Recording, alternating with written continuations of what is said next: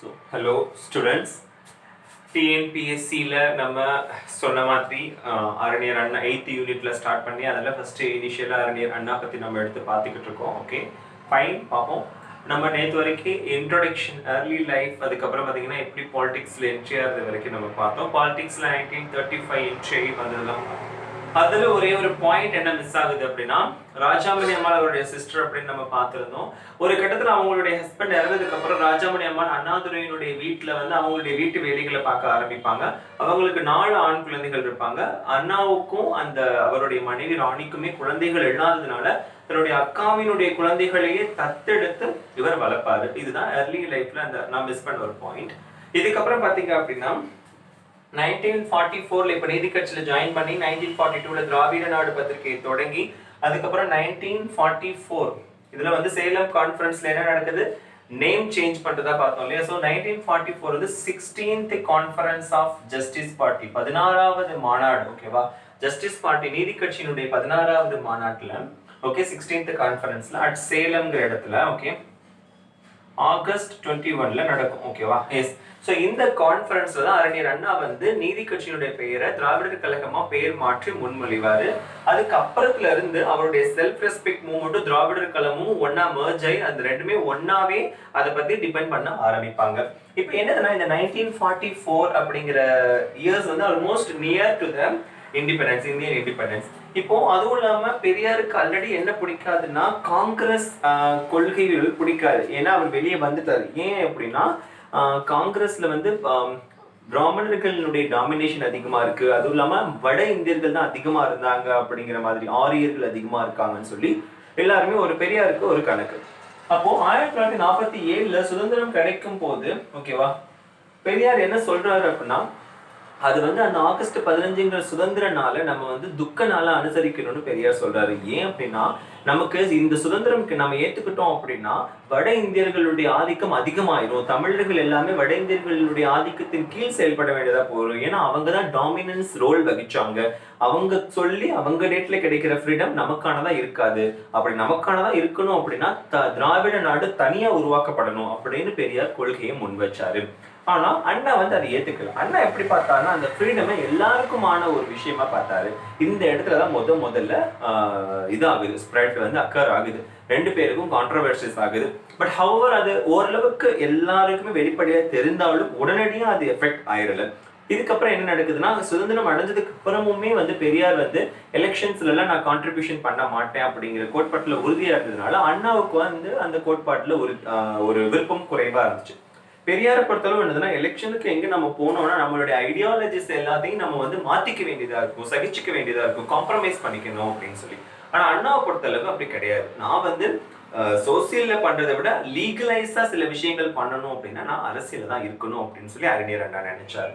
இது ஒரு விஷயம். இந்த கோட்பாட்டை இந்த எலெக்ஷன்ல பங்கு பெறணுங்கிற கோட்பாட்டை முன் நிறுத்தியே வந்து 1947 மற்றும் 48 ஆண்டுகள்ல நடக்கக்கூடிய அந்த திராவிடர் கழக கூட்டங்களை மாநாடுகளை வந்து தவிர்க்கிறாரு. அறிஞர் அண்ணா அட்டன் பண்ணல. 1948ல வந்து 47ல கடலூர்ல நடக்கும். ஓகேவா, கடலூர்ல நடக்கும். 1948ல வந்து தூத்துக்குடியில நடக்கும். ஓகே, தூத்துக்குடியில நடக்கும். இது ரெண்டுமே அவர் அட்டன் பண்றது இல்லை. அதுக்கப்புறம் இந்த விஷயம் சீரியஸா 1948 தூத்துக்குடி கான்ஃபரன்ஸ்லயே வந்து ஃபர்ஸ்ட் டேலே டிஸ்கஸ் பண்றாங்க. அண்ணா வரதில்ல, ரொம்ப முக்கியமான ஒரு பர்சன் வேற அந்த பீரியட்ல. அப்ப அவருடைய ஆப்ஷன்ஸ் சீரியஸா டிஸ்கஸ் பண்ணும்போது சில முடிவுகள் எடுத்து சில பேர் போய் பேசி அகைன் வந்து நீங்க ஒரு மாநாட்டை தலைமை தாங்குங்க, சில விஷயங்கள் பண்ணுவோம் அப்படிங்கிற விஷயம் விட்டு கொடுக்குறாங்க.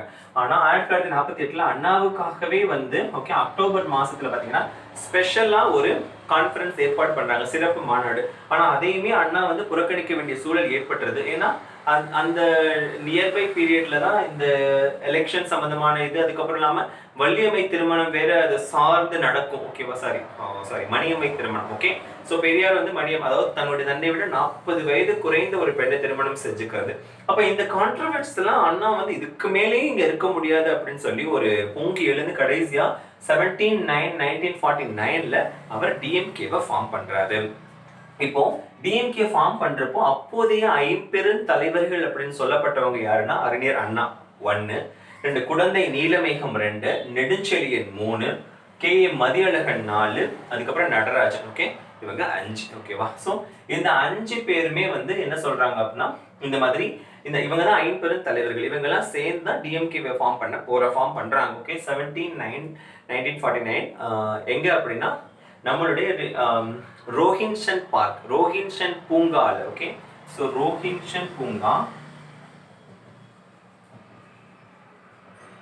ராயபுரம்ல இருக்கு. ஓகேவா? சென்னை ராயபுரம்ல இருக்கக்கூடிய ரோஹின்சன் பூங்கால ஃபார்ம் பண்றாங்க. ஓகே, இப்போ கட்சி ஃபார்ம் ஆயிடுச்சு 1949ல. திராவிடர் முன்னேற்ற கழகம் அப்படின்னு ஃபார்ம் ஆயிடுச்சு.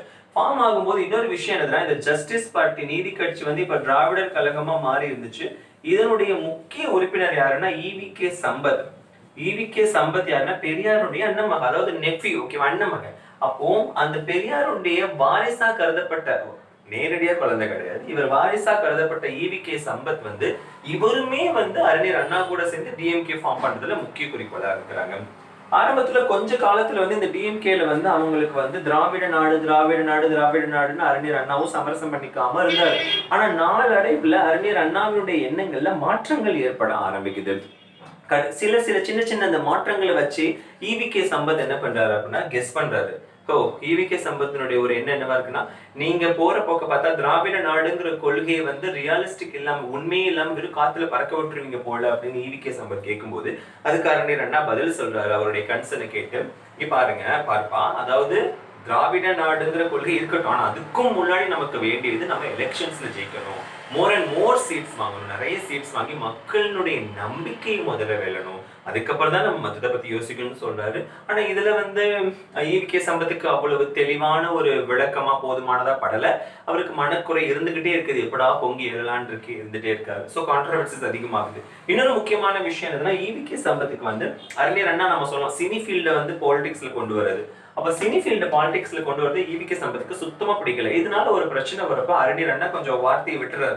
ஈவிகே சம்பத் மற்றும் அதை எதிர்த்து எல்லாரையுமே வந்து பயங்கரமா பேசி விட்டுறாரு. அதனால என்ன பண்ணாங்க, ஈவிகே சம்பத் மற்றும் இந்த திராவிட நாடு கோரிக்கைகளை உள்ள எல்லா தலைவர்களும் என்ன பண்ணாங்கன்னா தனியா போய் Tamil nationalist party, okay, Tamil தேசியவாத கட்சின்னு சொல்லுவாங்க. Okay, Tamil nationalist party, okay, 1961ல ஃபார்ம் பண்றாங்க. Okay, S.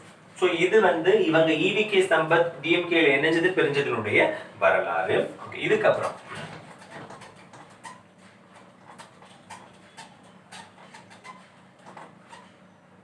டிஎம்கே ஃபார்ம் பண்ணதுல இருந்து என்னதான் பண்ணிருக்காங்க, இப்ப பிரிஞ்சு வந்து ஃபார்ம் பண்ணிட்டாங்க. சில முக்கியமான இன்சிடென்ட்ஸ் பாத்தீங்கன்னா 1953ல ஒண்ணு நடக்கும். இந்த 1953ல என்ன நடக்குது அப்படின்னா, இவங்க வந்து இப்போதைக்கு என்னமா இருக்காங்கன்னா they are just a party and they have registered. இப்போ இந்த இடத்துல ஒரு 3 போராட்டங்கள் வந்து டிஎம்கே பண்ணுது. முதல் முக்கியமான போராட்டம் பாத்தீங்கன்னா பிரதமர் நேரு, அப்போதைய பிரதமர் நேருவுக்கு எதிரானது. அதாவது அப்போ பிரதமர் என்ன பண்றாருன்னா ஒரு ரூல் போடுறாங்க, அதாவது எல்லா ரயில்வே ஸ்டேஷன்லயும் ஹிந்தியில எழுதுங்க எல்லா போர்ட்லயும் அப்படின்னு சொல்லி. சோ அதுக்கு எதிராக பண்ணக்கூடிய போராட்டம் ஃபர்ஸ்ட் ஒன். அதுக்கப்புறம் 2வது போராட்டம் எழுதுனா ராஜாஜி, அப்போதைய தமிழக முதலமைச்சர் யாரு அப்படின்னா ராஜாஜி, மதராஸ் மாகாணத்துடைய முதலமைச்சர்.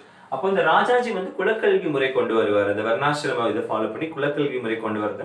அவருக்கு சுத்தமா பிடிக்கல. அப்போ இவருக்கு எதிராக ஒரு போராட்டத்தை கொண்டு வர்றாரு. 3வது என்னது அப்படின்னா கள்ளக்குடி நீங்க கேள்விப்பட்டிருப்பீங்க. கள்ளக்குடியை வந்து எப்படி பேர் மாத்தினாங்க அப்படின்னா தால்மியாபுரம் அப்படின்னு சொல்லி பேர் மாத்தினாங்க. ஓகே, தால்மியாபுரம்.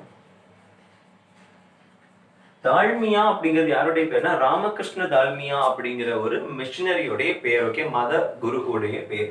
அப்போ இந்த இதை பார்த்த உடனே என்னாச்சுன்னா இந்த மாதிரி பேர் மாத்துறது வந்து ஆரியர்களுடைய வட இந்தியர்களுடைய ஆதிக்கமா இருக்கு அப்படின்னு சொல்லி ஒரு கோட்பாட்டை முன் வச்சு இதுக்கு எதிராக வந்து தீவிரமா ப்ரொடெஸ்ட் பண்ணாங்க. இந்த போராட்டத்துல தான் அறிஞர் அண்ணா வந்து 3 மாதங்கள் சிறை தண்டனை பெற்றார். ஓகேவா, 3 மாதம் சிறை தண்டனை பெற்றார். இது வந்து முக்கியமான சில major protest they have conducted. இதுக்கப்புறம் இன்னொரு சில முக்கியமான ப்ரொடெஸ்ட் அப்படின்னு பார்த்தோம்னா ஆன்டி ஹிந்தி எஜிடேஷன். ஓகே,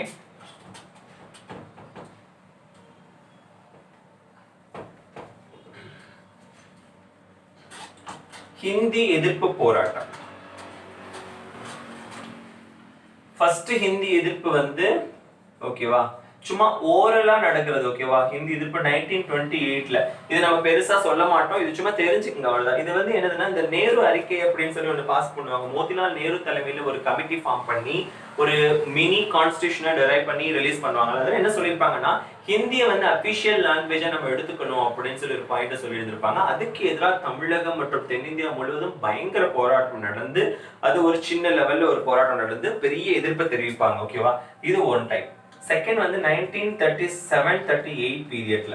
ஓகேவா, எஸ். இப்போ இது வந்து தமிழகத்துல அப்போ மதராஸ் மாகாணத்துல நடக்கக்கூடிய பிரச்சனை. மதராஸ் மாகாணத்துல வந்து அப்போ ராஜாஜி தலைமையில காங்கிரஸ் முதல் அமைச்சரவை அமைச்சிருக்கும். அந்த நேரத்துல என்ன பண்ணுவாங்கன்னா ஹிந்தியை வந்து கட்டாயமா கொண்டு வருவாங்க. அதாவது ப்ரெஃபரன்ஸ் கொடுத்து ஒரு லாங்குவேஜ், மற்ற மாநிலங்கள்ல வந்து அந்த மாதிரி இருக்காது. ஆனா தமிழ்நாட்டுல வந்து ஹிந்திக்கு முக்கியத்துவம் கொடுக்குற மாதிரி ஒரு சட்டத்தை கொண்டு வருவாங்க. ஓகேவா, அப்போ இதை எதிர்த்து தான் பயங்கர போராட்டம் முதல்ல வெடிக்குது. அப்போ என்ன பண்றாங்க அப்படின்னா first Hindi anti Hindi okay imposition conference. ஓகேவா, இம்போசிஷன், அதாவது முதல் ஹிந்தி திணிப்பு எதிர்ப்பு மாநாடு, ஹிந்தி திணிப்பு எதிர்ப்பு மாநாடு. இது எங்க நடக்கும்னா காஞ்சிபுரத்துல நடக்கும். ஓகே, காஞ்சிபுரம் February 27, 1938ல நடக்கும். இந்த மாநாட்டுல அறிஞர் அண்ணா கலந்துக்குவார். அப்ப என்ன பண்ணுவாங்கன்னா மிகப்பெரிய ஒரு ஃபோர்ஸ் கொடுத்து நாளடைவில் இன்னும் அதிகமான ஃபோர்ஸ் வந்து எதிர்ப்பு கிளம்பும் போது கடைசியா 1940 அப்போதைய மதராஸ் மாகாண ஆளுநர் வந்து என்ன பண்ணிடுவாரு, இது வந்து வேண்டாம் அப்படின்னு சொல்லி எடுத்துருவாரு. ஓகேவா, ஹிந்தி திணிச்சதை வந்து அகைன் வந்து அந்த ஆர்டரை வந்து ரீடைன் பண்ணிக்குவாரு.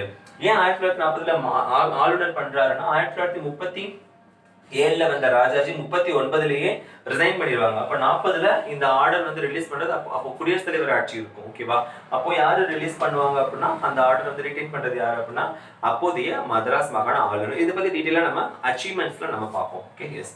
இப்போதைக்கு ஜஸ்ட் அறிஞர் அண்ணா பத்தி தானே பார்த்துட்டு இருக்கோம். Okay, so first Hindi education. Next பாத்தீங்க அப்படின்னா 1950ல சுதந்திரம் அடையுது. சுதந்திரம் அடையும் போதே நம்மளுடைய கான்ஸ்டிடியூஷனுமே வந்து இனாக்ட் ஆகுது. ஓகேவா, கான்ஸ்டிடியூஷனுமே இனாக்ட் ஆகும்போது கான்ஸ்டிடியூஷன்ல என்ன சொல்றாங்க அப்படின்னா அடுத்த ஒரு 15 இயர்ஸுக்கு, ஓகேவா, அடுத்த ஒரு 15 வருடத்துக்கு வந்து இங்கிலீஷே வந்து அபிஷியல் லாங்குவேஜா கண்டினியூ ஆகட்டும். அதுக்கப்புறம் 1965க்கு அப்புறம் வேணா ஹிந்தியை வந்து நீங்க அதாவது ஜனவரி 26ல இருந்து, ஓகேவா, 26ல உங்களுக்கு 15 வருஷம் கரெக்டா முடியுது. 1950ல இருந்து 1965 ஜனவரி 26ஓட 15 வருஷம் முடியுது. அப்ப அன்னைக்கு டேட்ல இருந்து ஹிந்தி வந்து அபிஷியல் லாங்குவேஜா வந்துடட்டும் அப்படிங்கிற ஒரு சுச்சுவேஷன் இருக்கும். அப்போ இதுக்கு வந்த டேட் நெருங்க 1960கள்ல ஒரு மிகப்பெரிய ஒரு எதிர்ப்பலை ஆரம்பிக்குது. ஏன்னா இதுக்கான ஸ்டெப்ஸ் சென்ட்ரல் கவர்மெண்ட் எடுக்க ஆரம்பிச்சிச்சு, நேருனுடைய கவர்மெண்ட். ஓகே, ஹிந்தி வந்து அபிஷியல் லாங்குவேஜா வரப்போகுது அப்படின்னு சொல்லி. அப்ப என்ன பண்றாங்கன்னா மிக தீவிரமான ஒரு எதிர்ப்பு ஏற்படுது. குறிப்பா பாத்தீங்கன்னா அறிஞர் அண்ணா பாத்தீங்கன்னா என்ன பண்றாருன்னா 1960ல, ஓகேவா, கோடம்பாக்கம்ல ஒரு ஹிந்தி எதிர்ப்பு மாநாடை கண்டக்ட் பண்ணி அதற்கு அவரே தலைமை தாங்குறாரு. அதுல வந்து சில தீர்மானங்களை நிறைவேற்றுறாங்க. வரக்கூடிய குடியரசுத் தலைவருக்கு வந்து இது பண்ணணும், எதிர்ப்பு தெரிவிக்கணும். அதுக்கப்புறம் பாத்தீங்கன்னா பிரதமர் வந்தா கருப்பு கொடி காட்டணும், இப்படிலாம் எதிர்ப்பு தெரிவிக்கிறாங்க. கடைசியா வந்து ஜவஹர்லால் நேரு என்ன பண்றாருன்னா சில ஒரு அறிக்கையை கொடுக்கிறாரு. என்னது அப்படின்னா ஹிந்தி பேசாத மக்கள் விரும்புகின்ற வரை ஆங்கிலமே இணைப்பு மொழியா இருக்குமே தவிர ஹிந்தியை இம்போஸ் பண்ண மாட்டோம்னு சொல்லி ஒரு அறிக்கை விட்டுறாரு. ஆனா அறிஞர் அண்ணா திருப்தி ஆகல. அறிஞர் அண்ணா என்ன சொல்றாரு அப்படின்னா நீங்க முதல்ல கான்ஸ்டிடியூஷனல் அமெண்ட்மெண்ட் கொண்டு வந்து நீங்க சொன்ன அசூரன்ஸை உண்மையா மாத்தி காட்டுங்க அப்படின்னு சொல்றாரு. பட் கான்ஸ்டிடியூஷன் நடந்துச்சா இல்லையாங்கிறதுக்கு முன்னாடி இன்னொரு பாயிண்ட் அந்த இடத்துல பாத்துறோம். இன்னொன்னா அறிஞர் அண்ணா வந்து 1962 முதல் 67 வரை ராஜ்யசபா மாநிலங்களவை உறுப்பினராக இருந்திருப்பாரு. நம்ம போஸ்ட் ஹெல்ல டீட்டெயிலா இன்னும் பார்க்கதான் போறோம் அடுத்த பாட்டுல. பட் இந்த பீரியட்ல இந்த ராஜ்யசபால இந்த ஹிந்தி எதிர்ப்பு சம்பந்தமா பேசும்போது சொல்லுவாரு, இணை காமன் பொது மொழியா இருக்கிறதுனால நீங்க வந்து ஹிந்தியை வந்து அலுவலக மொழியா மாத்துனீங்கன்னா அப்ப ஏன் வந்து நீங்க மயில வந்து தேசிய பறவையா எடுத்தீங்க, அதிகமா சுத்துறது காக்கா தானே, காக்காவே எடுத்துருக்கலாமே அப்படின்னு சொல்லுவார். அதே மாதிரி டைகரை வந்து ஏன் தேசிய விலங்கா எடுத்துக்கிட்டீங்க, நம்ம நாட்டுல அதிகமா இருக்கிற உயிரினம் எலி தானே, எலிவே நீங்க எடுத்துருக்கலாமே. ஸோ லைக்வைஸ் அவர் சொல்லுவாரு. அவருடைய பேச்சு ஆழமா பதிக்கப்படும். அதுக்கப்புறம் தான் நேரு கொடுக்குற கேரண்டி. ஆனா அவங்க வந்து கான்ஸ்டிடியூஷனல் அமெண்ட்மெண்டே பண்ண மாட்டாங்க. அப்போ என்ன பண்றாங்கன்னா வெறும் வந்து அபிஷியல் லாங்குவேஜஸ் ஆக்ட், அப்படி அலுவலக மொழி சட்டம்னு 1963ஆம் ஆண்டுல கொண்டு வந்து சில சாட்டிஸ்பாக்சனாரியா பேசுற மாதிரி அந்த சட்டத்துல இருக்கும். ஆனா அதுல அவங்களுக்கு திருப்தி ஏற்படல. ஓகேவா, அப்ப இவங்க என்ன பண்றாங்க அப்படின்னா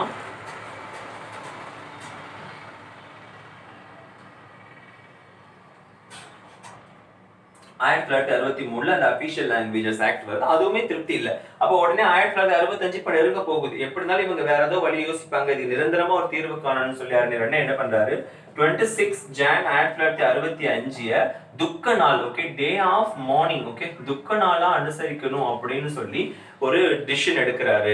ஆனா அதுக்குள்ள அந்த முடிவு எடுத்து அவர் அதுக்கான போராட்டங்கள்ல இறங்குறப்போ அப்போதைய தமிழக முதலமைச்சர் பக்தவச்சலம், காங்கிரஸோட முதலமைச்சர் பக்தவச்சலம் வந்து இதை சீரியஸா வந்து கண்டனம் தெரிவிச்சு உங்களை அரெஸ்ட் பண்ணணும் அப்படின்னு சொல்லி பிளான் கிட்டுறாங்க. உடனே அறிஞர் அண்ணா என்ன பண்றாரு, 26 ஜானை வந்து கொண்டாடுறதுக்கு பதிலாக 24 ஜானையும் வந்து என்ன பண்றாங்க அப்படின்னா துக்க நாளா கொண்டாடிடுறாங்க. அதுக்கப்புறம் இந்த இன்சிடென்ட் நடந்த உடனே எல்லா இடங்கள்லயுமே வந்து தீவிரமான ஒரு எதிர்ப்பு வந்து ஃபயர் ஆகுது. ஓகே, ஃபார் எக்ஸாம்பிள் 25 ஜான்லயே வந்து முதல்ல ஃபயர் ஆனது மதுரையில. ஓகே, மதுரையில மிக தீவிரமா போராட்டம் வெடிக்குது. உடனே எல்லா இடங்களையும் வெடிக்க ஆரம்பிக்குது. உடனே என்ன பண்றாங்க, 25 அன்னைக்கே வந்து இருக்கிற அண்ணா அவர் கூட சேர்ந்த எல்லாரையுமே ஒரு 3000 தலைவர்கள் கிட்டத்தட்ட கைது பண்ணிடுறாங்க. ஓகேவா, அரெஸ்ட் பண்ணிடுறாங்க. இனி நீ எப்படி இது பண்ணலாம் அப்படின்னு சொல்லி பார்க்கலாம் அப்படின்னு சொல்லி. சோ இது வந்து என்னதான் வந்து டிஎம்கே வந்து இப்ப அரெஸ்ட் பண்ணதுனால டிஎம்கே தான் இந்த போராட்டத்தை இனிஷியேட் பண்ணுச்சுன்னு சொல்ல முடியாது. ஓகேவா, அப்ப அறிஞர் அண்ணா என்ன சொல்றாருன்னா, மாணவர்கள் கிட்ட நான் வந்து இந்த மாதிரியான விஷயங்கள்ல வன்முறையில இறங்க சொல்லல, நான் வந்து நார்மலா தான் போராட்டத்தை கண்டக்ட் பண்ண சொல்றேன்னு அறிஞர் அண்ணா வந்து வேண்டுகோள் விடுப்பாரு, நீங்க போராட்டத்தை உடனே கைவிடுங்க.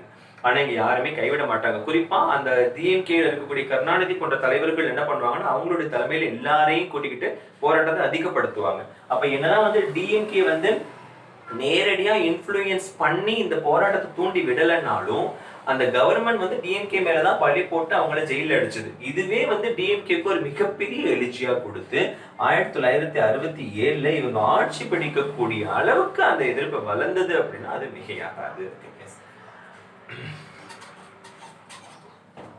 இன்னும் ஒரே ஒரு பாயிண்ட் என்னது அப்படின்னா, இந்த திராவிட நாடு கோரிக்கைக்காக இப்ப அகைன் முன்னாடி ஈவிகே சம்பத் வந்து விலகினார். 1967 புது கட்சி ஆரம்பிச்சாரு. ஆனா அறிஞர் அண்ணா முற்றிலுமா வந்து திராவிட நாடு கொள்கையில இருந்து விலகிடல. இன்ஃபேக்ட் சொல்ல போனா 1962 என்ன சொல்லுவாரு அப்படின்னா, நாடாளுமன்றத்துல பேசும்போது எங்களுடைய தென்னிந்திய மக்கள் செல்ஃப் டிட்டர்மைண்டா இருக்காங்க, சுய உறுதியோட நாங்க இருக்கோம், எங்களுக்குன்னு தனி நாடு கண்டிப்பா வேணும் திராவிட நாடு அப்படின்னு முன் வைக்கிறாரு. ஆனா அந்த 1962லயே சில மாற்றங்கள் நடக்குது தேசிய அரசியல். என்னது அப்படின்னா, இந்தோ சைனா வார். அந்த இந்தோ சீனா போர் நடக்கும் போது அதுக்கு முடிஞ்ச உடனே ஒரு அமெண்ட்மெண்ட் ஆக்ட் கொண்டு வராங்க, 16வது அரசியலமைப்பு சட்ட திருத்தம். ஓகேவா, சோ இந்த 14வது 1963ல வரும். 16வது அரசியலமைப்பு சட்ட திருத்தம் என்ன சொல்லுது அப்படின்னா, இந்த ஆன்டிசெஷனிஸ்ட் அப்படின்னு சொல்லுவாங்க, பிரிவினைவாத கட்சிகள் எல்லாத்தையுமே தடை செஞ்சு அவங்களால எலெக்ஷன்ல பார்ட்டிசிபேட்டே பண்ண முடியாதுங்கிற ஒரு மிகப்பெரிய ஒரு குண்டத்துக்கு போறாங்க. உடனே அறிஞர் அண்ணா கொஞ்சம் பின்வாங்குறாரு. அப்ப அறிஞர் அண்ணா யோசிக்கிறாரு, அப்ப இனிமே திராவிட நாடுங்கிற கோரிக்கைகளை தாண்டி நம்ம வேற விதமா முன்வைக்கணும். அப்ப என்ன பண்றாரு அப்படின்னா, கொஞ்சம் இந்த அதே சமயத்துல வந்து உங்களுக்கு 1956ல வந்து மொழி சட்டம் வேற கொண்டு வந்துருவாங்க. மொழிவாரி மாகாணங்கள் பிரிச்சிருவாங்க. அப்ப தமிழ்நாட்டுல இருந்து மதராஸ் மாகாணத்துல இருந்து தமிழ் மக்கள் மட்டும்தான் இப்ப மதராஸ் ஸ்டேட்ல இருப்பாங்க. மத்த எல்லாம் தெலுங்கு, ஆந்திரா இதெல்லாம் பிரிச்சாச்சு. ஓகேவா, அதாவது யாரு வேற கன்னடம், அதுக்கப்புறம் மலையாளம் எல்லாம் பிரிச்சதுனால தமிழ் ஸ்பீக்கிங் பீப்புள் மட்டும் தான் இப்ப மெட்ராஸ் ஸ்டேட்ல இருப்பாங்க. அப்ப இவர் கொஞ்சம் காம்ப்ரமைஸ் பண்ணிக்கிட்டாலும் தமிழர்களுக்கு தமிழ்நாடுங்கிற கோரிக்கையை முன் வச்சுக்கிட்டே இருப்பாரு, திராவிட நாடு கோரிக்கையில இருந்து மாறி. அப்ப தமிழர்களுக்கு தமிழ்நாடாவது வேணும் அப்படின்னு கோரிக்கை முன் வைப்பாரு. ஆனா இந்த விஷயத்த வந்ததுக்கு அப்புறம் அந்த கோரிக்கையுமே டிரா பண்றாரு. ஓகேவா, இவருடைய ஒரே விஷயம் என்னவா இருக்குது அதுக்கப்புறம் அப்படின்னா, ஓகே நம்ம வந்து செல்ஃப் அட்டானமியை மட்டும் ரிலைன் பண்ணா போதும், முதல்ல ஆட்சியை பிடிக்கணும், அதுக்கப்புறம் நம்ம தமிழகத்துல செல்ஃப் அட்டானமி, ஓகே, சுய தன்னாட்சியோட நம்ம ஆட்சி புரியணும், அது மட்டும் நமக்கு போதும்னு சொல்லி சுய பக்கத்து மாநிலங்களோட நல்ல உறவை ஏற்படுத்தி அதை அச்சீவ் பண்ணணும் அப்படின்னு சொல்லி நினைச்சாரு கடைசியா. இது சம்பந்தமா இவர் பேசும்போது சொல்லியிருப்பாரு, சில நேரங்களில் சில கொள்கைகள் வந்து நீர்த்து போகலாம், ஆனா அந்த கொள்கைகள் என்றென்றும் பேசப்படணும் அப்படின்னா நம்ம இருக்கணும். இப்போ அவர் சொல்லுவாரு, இப்போ நான் சொன்ன கோட்பாடு வந்து திராவிட நாடு தமிழ்நாடு அப்படின்னு அது நிறைவேறலைங்கிறதுக்காக நான் என்னுடைய கட்சியவே கலைச்சிட்டு நான் போக முடியும். ஆனா என்னுடைய கட்சியை கலைச்சிட்டு நான் போயிட்டேன்னா கட்சியும் காணாம போயிடும், அந்த கொள்கையும் காணாம போயிடும். ஆனா கட்சி இருந்து அது ஆட்சியில இருந்து அது நல்ல ஒரு பொசிஷன்ல இருந்துச்சுன்னா என்றென்றும் இந்த எங்களுடைய ஐடியாலஜி இனிஷியலா இதுதான் இருந்துச்சு அப்படிங்கிறத எப்பவுமே நம்ம சொல்லிக்க முடியும் அப்படின்னு சொல்லி தன்னுடைய பார்ட்டி கான்ஃபரன்ஸ்லயே இவர் சொல்லுவாரு. ஸோ இன்னும் இவருடைய லிட்ரஸி கான்ட்ரிபியூஷன் அண்ட் என்னென்ன பதவிகள் வகிச்சாருங்கிற ஒரு விஷயம் இருக்கு. அதை நம்ம நெக்ஸ்ட் வரக்கூடிய வீடியோஸ்ல பார்க்கலாம். Okay, thank you.